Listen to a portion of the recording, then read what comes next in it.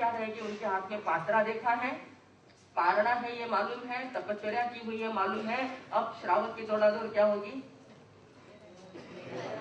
बोलिए, श्रावक को बोलो, श्राविका को नहीं। इधर की बात है, जरा बोलिए। बहराने की, महाराज साहब पधारे हैं, पात्रा है, झोली है हाथ में, तो मुझे कुछ न कुछ जल्दी से जल्दी बहराना है, क्योंकि महाराज साहब तपस्वी है। परंतु देखा कि किचन में अभी तक बेला कच्ची थी। अपने यहाँ कच्ची बोलते हैं ना, कि अभी तक पूरा तैयार। अब करे तो करे कैसे, मुनिराज कहीं लौट ना जाए, इस विचार से उस यक्ष श्रावक ने क्या देखा कि बाकी जाने दो, उस कोने में घी का घड़ा भरा हुआ है। अपने यहाँ पहले अभी भी हुआ करता है, अभी भी गांव में अच्छे अच्छे शहरों में घर का घी, बिलौने का घी होता रहता है। तो ऐसा वो असल घर का घी घड़े में कोने में रखा हुआ था। उस श्रावक ने देखा कि नहीं तो भी पारना है और पारने में घी तो लिया ही जाता है, तो मैं क्या भावना भाता हूँ कि आप क्या करें, घी बहराने के लिए मुझे अवसर दे।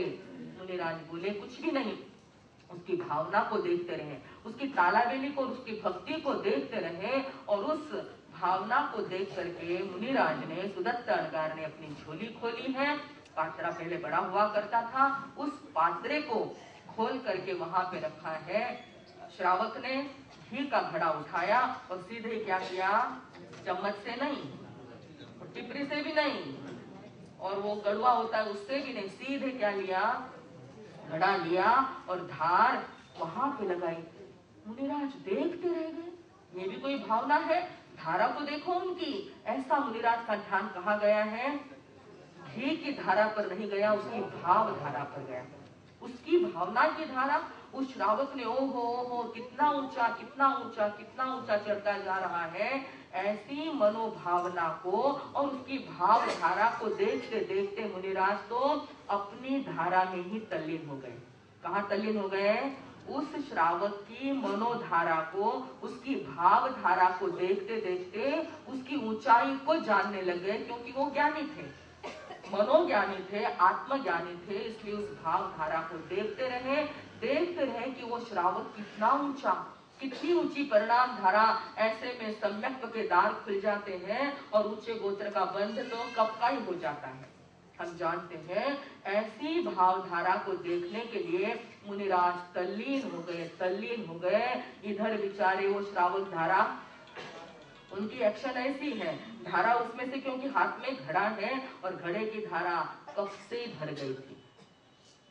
पात्रा आखिर कितना बड़ा होगा, वो पात्रा कब से ही भर गया था। और पात्रा जब भर गया तो थोड़ी सी धारा क्या होने लग गई, पात्रे से बाहर आने लग गई।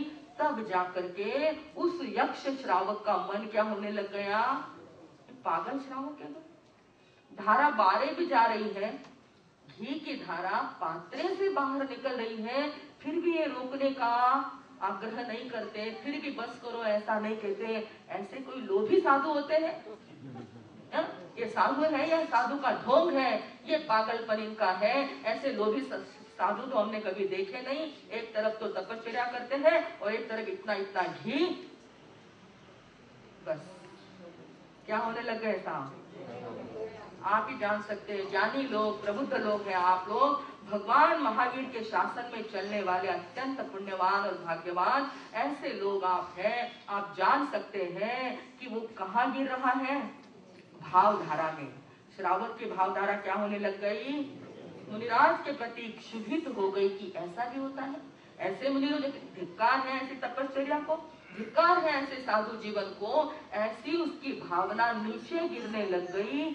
एक तरफ तो एकदम ऊपर जा रही थी और एक तरफ क्या होने लग गई, नीचे गिरने लग गई। तो ये सब किसको नजर आ रहा है, मनोज्ञानी मुनिराज को, सुदत्त अणगार को ये सब नजर आने लग गया कि अरे मैं तो उसमें तल्लीन हो गया था देखने के लिए कि ये कहाँ कहाँ पहुंच रहा है, और अब देखता हूँ कि ध्यान में वो नीचे नीचे नीचे आ रहा है। ये क्या हो गया, एकदम से जब देखा कि उनकी भावधारा नीचे आ गई तो मुनिराज के मुख से निकल पड़ा, मत गिर मत गिर। क्या निकल पड़ा, मत गिर। अरे तू इतना ऊंचा उठा है, इतनी ऊंची उड़ान श्रेणियां तूने मान ली है, श्रेणी श्रेणी के ऊपर ऊंचा जा रहा है और नीचे गिरा वापिस।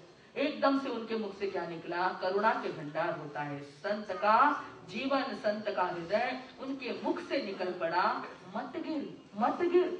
ऐसा जब मुख से निकला तो ये श्रावक बेचारा क्या जाने कि उनके अंतर का ये सब चल रहा है खेल, ये नहीं जाना। और उसने कहा कि ऐसी बात करते हो, समझ में नहीं आता कि आपको कुछ ज्ञान है कि नहीं है, कुछ दिमाग है कि नहीं। अब वो जड़ घी जो बाहर निकल रहा उसको कह रहे हैं मत गिर मत गिर।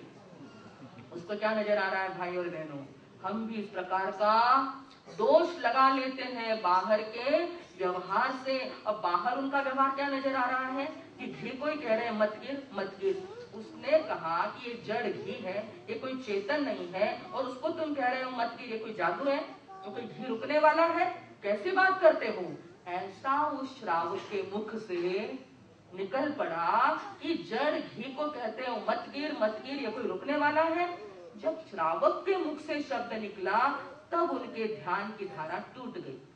वो जो ध्यान लगाकर उस भाव धारा को देख रहे थे, वो धारा उनकी क्या हो गई, टूट गई। और टूटने से उन्होंने जागृत होते हुए देखा कि ओहो, ये तो सब बाहर का खेल चल रहा है, मेरे पात्र से घी बाहर आ गया। और तब तक मैं बेहोश रहा, एकदम से उनके मुख से निकला मिच्छामि दुक्कडम।